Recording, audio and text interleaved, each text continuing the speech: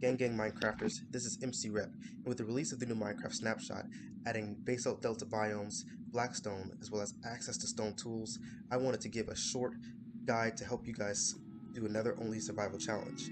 I think the challenge is important because it helps you get you familiar with the new features, improve your Minecraft survival skills, and have fun doing so. This is going to be a step-by-step guide to help you maximize your ability while doing another Only Survival challenge. I'm gonna wing it.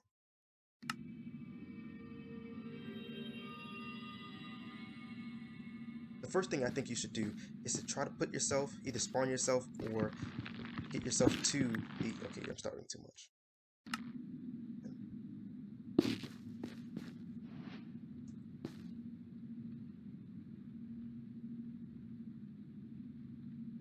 The first thing I think you should do is to go to the warped forest as soon as possible, either by spawning yourself there or just being able to get here as soon as possible. Given that they have the warped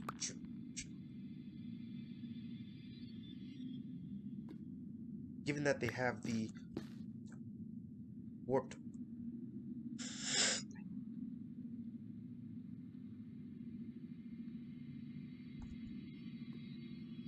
given that they have the warped stems, you can turn these into the planks you need to start off with your wood tools to help you get started right away.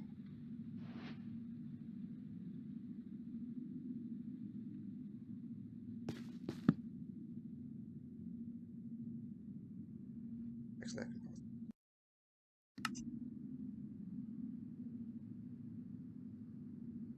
I think this is a great biome to start off with because not only does it give you the access to wood tools, but it's much safer than any of the other biomes, having less mobs available to attack you, given that the piglins will spawn only in the Nether Waste or the Crimson Forest, and ghast, skeletons, and magma cubes don't spawn here very frequently, or are hard to get to you due to the amount of forestry.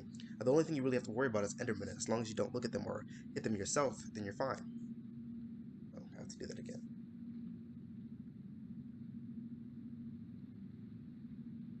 I think this biome is the safest because, given that no other mob really spawns here except Endermen, as long as you don't look at them or attack them yourself, you're pretty much safe. The next thing you should do is going to go find some gold ore. Using this, you can craft some gold armor to help protect yourself against piglins. Then you can also craft a gold pickaxe, which can help mine everything incredibly fast. And this is going to be your first progression into your next tools.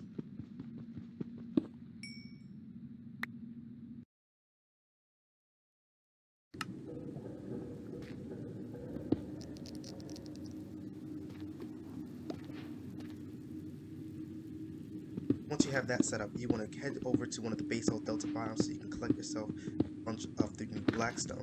This is going to help you get into your stone tools, as well as make a furnace and anything else you might need related to it.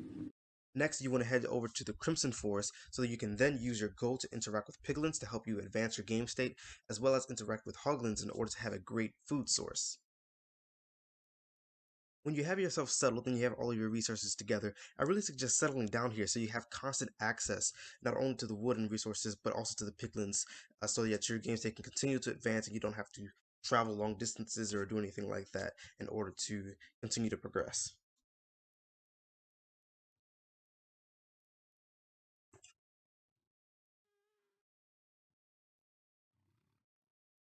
Lastly, I wanted to point out a couple things that I think you want to make sure that you're picking up along your way as you're traveling all across the Nether. You want to make sure you have these things. Of course, the number one thing being glowstone, so that when you get your respawn anchor by trading crying obsidian with piglins, you can actually have a place to respawn. And when you set up your base, you can make sure that your respawn point is set in the Nether. Of course, along with that would be any gold. You want to make sure you get as much of this as possible so that you can have constant armor so that you can stay safe in this area, as well as stay profitable with the piglins. Another thing I want to suggest is mushrooms. Mushrooms are a very safe food source that the Nether has very abundantly in pretty much every biome I've seen so far. You can find these in any biome, and of course, when you can make a bowl out of the stems, the wood, and you can use 2 mushrooms, one red, one brown, to make mushroom stew, which gives a decent amount of health and saturation. to replace. It's much better than getting rotten flesh, and it's much safer than trying to hunt hoglins on a consistent basis when you're very early game. So having a collection of these, and then of course when you're settling, making a farm of the, giving it some land so they can spread out, you can collect them. Will be a very great food source.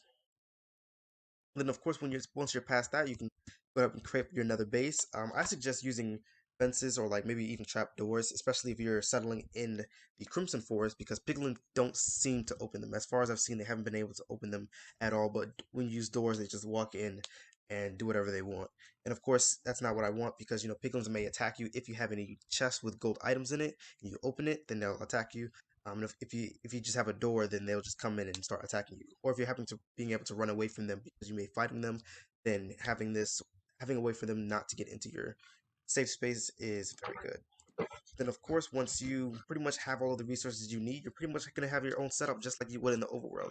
Of course, the respawn anchor is placing your bed, but everything else is gonna work pretty much the same. And of course, you'll be able to get all of the other things, such as stone cutters or blast furnaces. If these are things that you want, these are also obtainable in the Nether, just as we would be in the overworld as of this snapshot. I think this is a great challenge. It's so fun. So with that being said, make sure that you remember the most important rules. Don't be a Fortnite fool, Hyto hypocrite, or a Roblox reject. Continue to be a Minecraft master. Stay blocky.